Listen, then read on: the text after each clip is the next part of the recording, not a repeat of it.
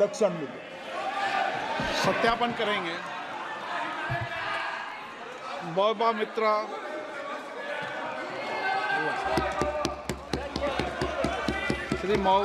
Shrimati Mahua Moitra. Thank you. Honorable Speaker, sir, my esteemed colleagues in the 18th Lok Sabha, I stand here on behalf of my party. Pradhan, Mr. Prime Minister, Honorable Prime Minister, I would really request you, since you've been here for the better half of 1 hour, ये भी सुनते हुए जाइए sir, डरिए मत, sir, डरिए मत, 2 बार आ गए sir. You came to my area twice during the campaign, sir. आज तो सुन के जाइए sir. Never mind, my bad luck. Honorable Speaker, sir, Rahul, sir, Honorable Speaker, sir, my esteemed colleagues in this newly constituted 18th Lok Sabha, I stand here on behalf of my party, the All India Trinamool Congress. कोई बात नहीं, वो मेरे LOP है, वो already मुझे सुन चुके हैं, वो मेरे LOP है. Honorable Speaker, sir, my esteemed colleagues, in this 18th Lok Sabha, I stand here on behalf of my party, the All India Trinamool Congress, to speak on the Honorable President's address. The last time I stood here, sir, I was not allowed to speak. आप लोगों ने अरे let me finish. Dimple, let me finish. House Guys, order में आने की ignore. please. Let me finish. हाँ, जिसको जाना है, please जाइए, no problem. The last time I stood here, I was not allowed to speak. But the ruling party has paid a very heavy price for throttling the voice of one MP. मुझे बैठाने का चक्कर में जनता ने आपके 63 सदस्यों 63 जन को परमानेंटली बैठा दिया. You have gone down from 303 to 240. In my maiden speech in the Lok Sabha in June 2019, I spoke on the 7 signs of fascism that were taking over this country. 5 years to the date, on June 27, 2024, this House saw the unprecedented scene of the marshals welcoming the President of India, the Honorable President, with a Sengol in their hand.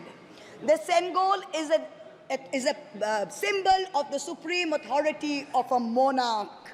It has no place in the temple of a constitutional democracy. But, Honorable Speaker, sir, it is understandable why this happened. Because the BJP has still not understood that their 303 brute majority, their Rajtantra, has been reduced to a 240-seat minority by the Loktantra. They are still living in the world of the Sengol.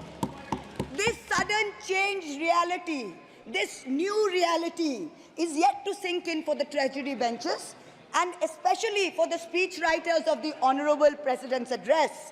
The speech that the Honorable President read out, she said, the people of India have elected a stable government with a clear majority. Please do not embarrass the office of the President by using poorly edited cut and paste versions of old speeches. This is not a stable government. It depends on multiple allies with a history of U-turns. It has not got a simple majority. The BJP is 32 short of 272. It is going to be a very hard landing for the treasury benches, as was obvious today.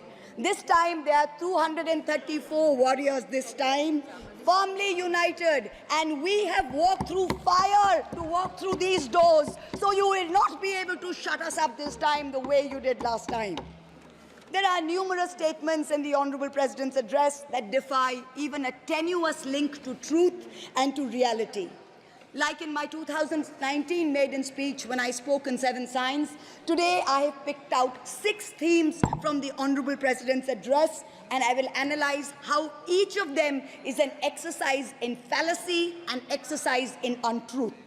The address covers many issues, but I have chosen 6 themes. The first theme, the Northeast.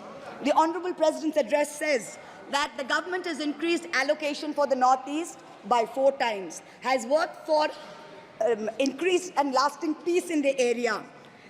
Now, have one question. Why is the word Manipur nowhere in the speech? Why do we refer to the generic Northeast? During the Lok Sabha campaign, the BJP, the ruling party, the Honorable Prime Minister mentioned many words beginning with the letter M. Musalman, Mullah, Madrasa, Mughal, Mutton, Machli, Mujra, Mangal Sutra, but not once did they mention Manipur. We don't need to act east. The government says we want to act east. We don't need you to act east. Look east, walk east, and most important, embrace east. I stand here for my brothers and sisters of Manipur, and I quote the revolutionary poet Pablo Neruda. One morning the bonfires leapt out of the earth. One morning the bonfires leapt out of the earth, devouring human beings. And from then on, the fire. From then on, blood. Come, see the blood on the streets. Come, see the blood in the streets. Please go to Manipur, see the blood in the streets. The second theme in the President's address, women empowerment. The speech says, women in our country have been demanding greater representation in the Lok Sabha and Vidhan Sabhas, and today they stand empowered by the Women's Reservation Act. This is a complete untruth. Firstly, you conveniently delayed reservation for women in parliament because you actually fear women. Yes. You fear Nari Shakti. Yes. You want their support, but you certainly don't want us here. The 17th Lok Sabha had 78 women, 14.3%. The 18th Lok Sabha, this Lok Sabha has only 74 women. Shit. 4 women less than last time, only 13.6%. The ruling party, the BJP, had called a special session to bring in the women's reservation bill. They have got a shameful 30 women MPs out of 240, only 12.5%. It is only Mamata Banerjee's Trinamool Congress that in 2019 had 37%, and even this time has got 38%. The President's address talks of a comprehensive campaign by the government to enrich and make 3 crore women Lakhpati Didis. All that we have seen so far is a far more comprehensive campaign to make 1 Arabpati Dada. I'm sure I don't need to take his name in this house. I'm sure we all know who we are talking about. The third theme, Kashmir. The address mentions that after decades of shutdowns and strikes, the Kashmir Valley has voted in an atmosphere of stability and security. But if abrogating Section 370 was such a good idea, why did the ruling party, the BJP, not even dare to put up candidates in the 3 valley seats of Anantnag, Baramulla and Srinagar? If 370 was such a big deal and you were going to campaign on the basis of 370, you did not even dare to fight the seats. The Kashmir Valley has voted in MPs who were against your 2019 decision. You downgraded Ladakh into a union territory. You told them it was a temporary move. Today, 5 years later, the Ladakhis are still waiting. They have not got back their statehood.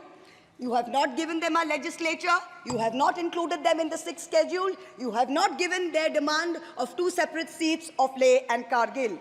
As a result, in the current Lok Sabha, the Ladakhis have relegated you to 3rd position in the Lok Sabha. You lost it. The fourth theme in the Honorable President's address, the Election Commission of India. The speech expresses gratitude to the ECI for conducting the largest election in the world.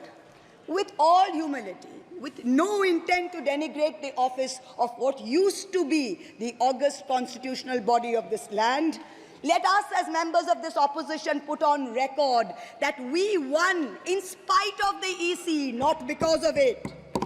The commissioners chosen by a government-dominated panel in willful disobedience of the Supreme Court turned a deaf ear to the most egregious violations of the Model Code of Conduct by the ruling party, by the Honorable Prime Minister with his hate-filled speeches and his divisive religion-based rhetoric.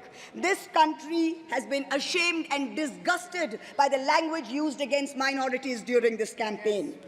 This election will go down in history where an eager and compliant election commission turned a blind eye and a deaf ear against the excesses of the ruling party when the MCC was in effect. Opposition leaders were arrested, Party accounts were frozen. ED and CBI even came into our election offices with impunity. Ultimately, the voters took charge and they said, "Bahut ho gaya. Enough is enough." The fifth theme, and here I have to commend the speechwriter's very dark, almost macabre sense of humor. The Indian Railways, aviation and infrastructure. The address says that work on the Ahmedabad-Mumbai bullet train is going on at a fast pace, and Indian Railways is doing feasibility studies for bullet train corridors in the north, in the south, in the east of India. Now I'm going to ask the government a question. Why are you, Honorable Chairperson? Is this a cruel joke? You are sanctioning 1,08,000 crores, 1,08,000 crores for one single Mumbai-Ahmedabad bullet train. A basic high-speed rail network costs 200 crores per kilometer. The Indian Railways is touting the Kavach anti-collision system. It's an automatic train protection system as the cheapest in the world, says 50 lakhs per kilometer is the cost. The total rail tracks in India is roughly about 126,000 kilometers. So the cost of covering all of India with Kavach is going to be 63,000 crores. All of India's Kavach costs 63,000 and one single Ahmedabad-Mumbai bullet train costs 1,08,000. Please look at the numbers. Last June in Balasore, 3 trains collided, 296 people died. The ministry said Kavach was not operational on that route. Last week, Kanchenjunga Express collided with a goods train in New Jalpaiguri. 10 people died. Again, the ministry said Kavach is not operational on the route. The Economic Times had a survey which said at the current level of funding, it will take 50 years for all of India to be covered under Kavach. And you're telling us about bullet trains. And please don't start shouting about what it was during Nehru's time. We don't know and we don't care. False equivalences cannot take the place of real body bags. The address mentions about how India is apparently the 3rd largest domestic aviation hub of the world. In truth, India's airports have become domestic hazard hubs. First in Jabalpur, then in Delhi, then in Rajkot. Newly constructed airports have canopies falling down, killing people. The newly constructed Rampath in Ayodhya has had 3 cave-ins in the last week. The Pragati Maidan tunnel is flooded. The Atal Setu has developed cracks. The Ram temple's roof is leaking. This is exactly what happens when infrastructure is poorly planned and rushed in order for photo opportunities by the Supreme Leader. Yes. The sixth theme, competitive cooperative federalism. Honorable Chairperson, sir, the last decade saw the most brutal government-sponsored throttling of cooperative federalism that this country has ever seen. I speak for my own state of West Bengal. The centre has withheld 7,000 crores in Manrega funds. 17 lakh households have been deprived for work already done. It has held back 8,200 crores under the rural housing scheme, over 11 lakh houses sanctioned but not paid. Another 1,000 crores has been held back in pension and PMGSY. A total of 16,000 crores. When we went to meet the Rural Development Minister, we were dragged out by the Delhi police and bundled into prison vans. Last week, as a delegation, we went to meet with Atishi of the AAP, who was on hunger strike. Look at what is happening in the AAP government in Delhi today. The Aam Aadmi is in power in Delhi. There was a 1994 water sharing agreement which mandated Haryana to release 613 million gallons of water per day to Delhi. Haryana is run by the BJP government, and they have reneged on this agreement. They are releasing 100 million gallons less per day, as a result of which 28 lakh people in Delhi are having to go without water per day. This government's competitive cooperative federalism seems to be an exercise in how to compete on how to choke opposition-run states. भैया हमको बैठाना आप पे बहुत भारी पड़ा, हमको मत बैठाइए, बहुत भारी पड़ा आप पे, बहुत भारी पड़ा. The government spent the past 5 years. Honorable member, kindly address to the chair. The government spent the first 5 years in almost perfecting an elected autocracy. And by the end of 2023, this government had reached the pinnacle of their arrogance. where this parliamentary democracy was replaced by a monstrous super cult, the cult of the supreme leader, the non-biological leader, born of the Paramatma, who stood in this house and proclaimed, "Ab ke baar 400 par, and ek akela kitno pe bhari pada." This was the turning point. This was the turning point when the destiny of the ruling party changed. Whether in Greek mythology, whether in Indian mythology, if you act with arrogance towards the gods, you will be punished. We have 33,000 gods in India. But in our democracy, the most supreme of them is the Ganadevata, the Lord of the people, and they have punished you.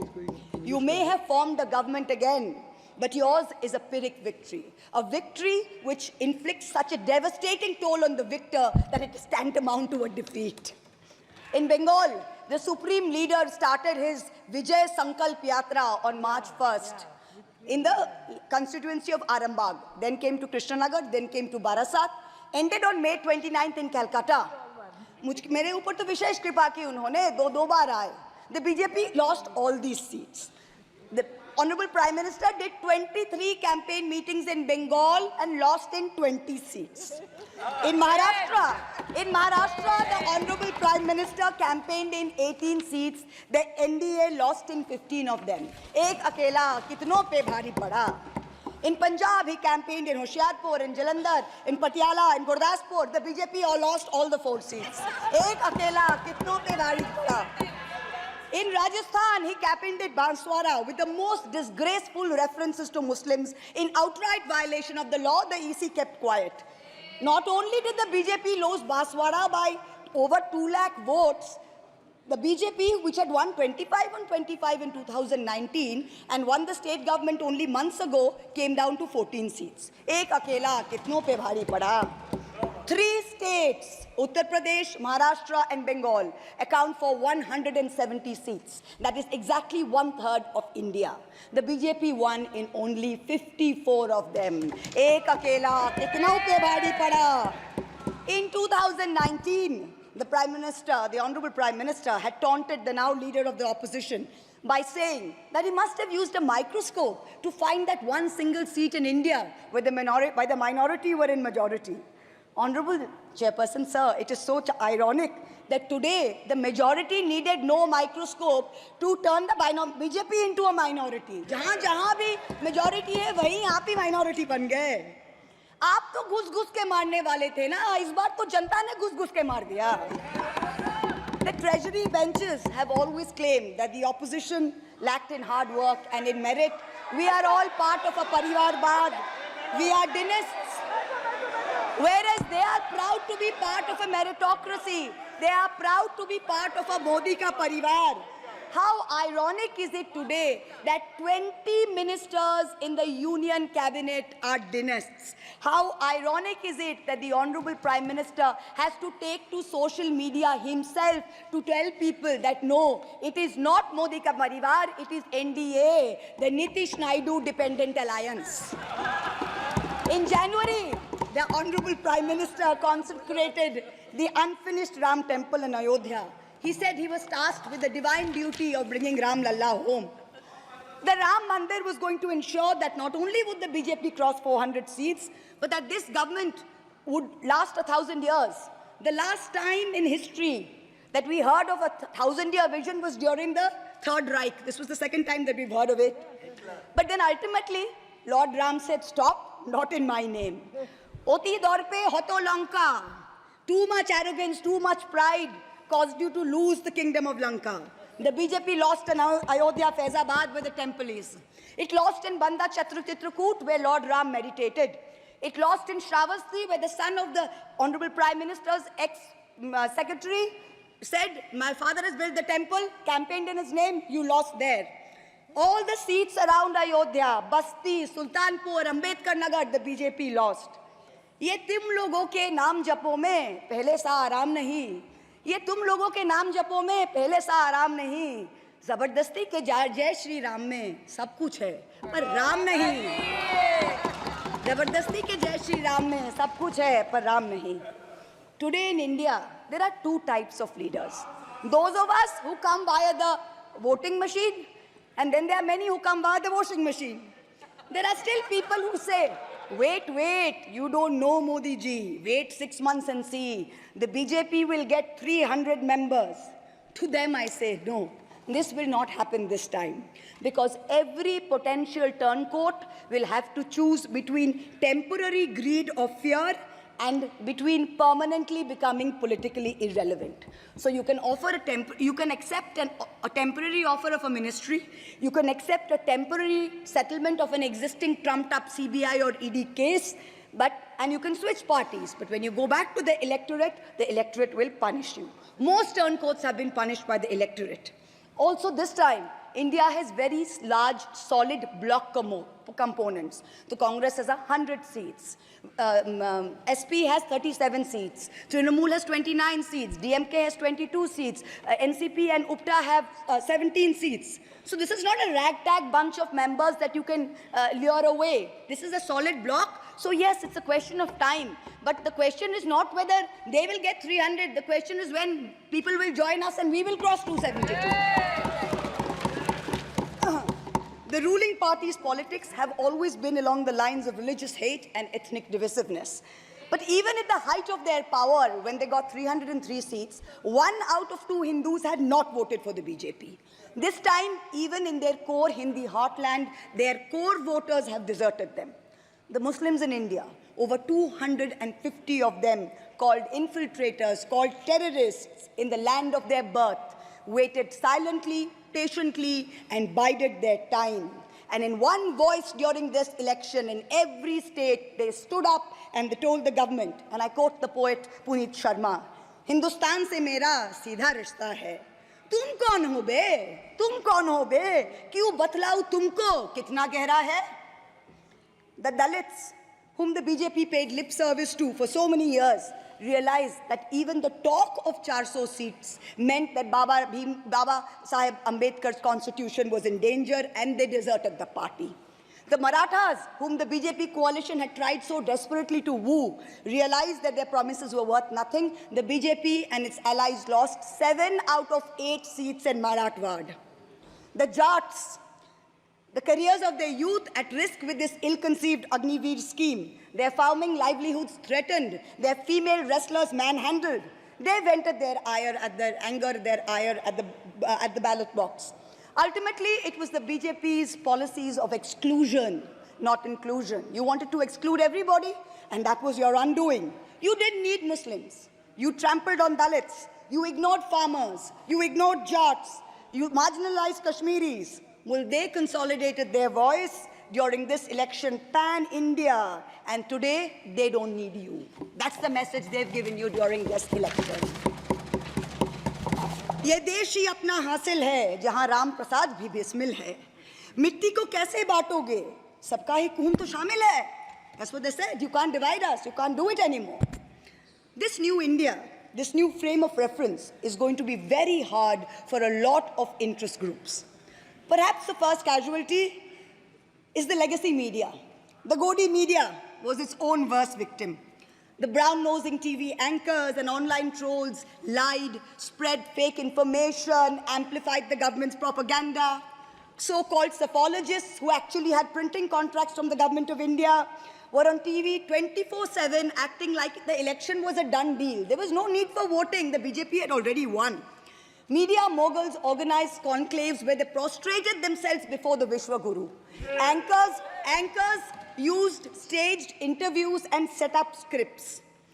In short, the media had lost all credibility. So when you asked the people during surveys which way they voted, they didn't trust you and they didn't tell you the truth, which is why you got it wrong.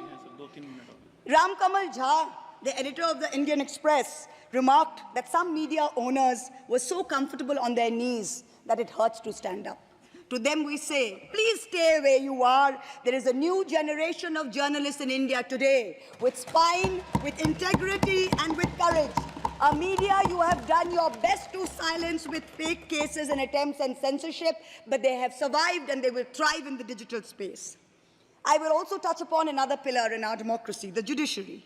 2 days ago, the Honorable Chief Justice of India, while on a visit to Calcutta, remarked that judges were not deities. They are here to dispense justice with compassion.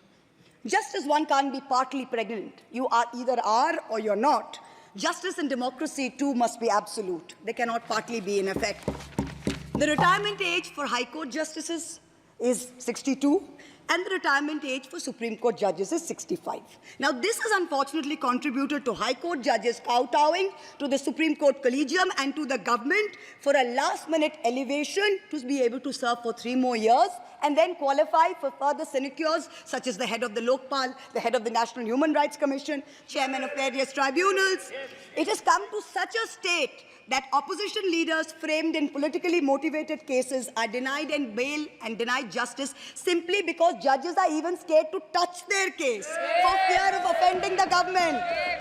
Today I say, the poorest people in India who have perhaps the most to lose from offending the government in power, they have shown spine and risen to the occasion. Your lords and ladyships, heed thy inner voice, have a spine, rise to the occasion.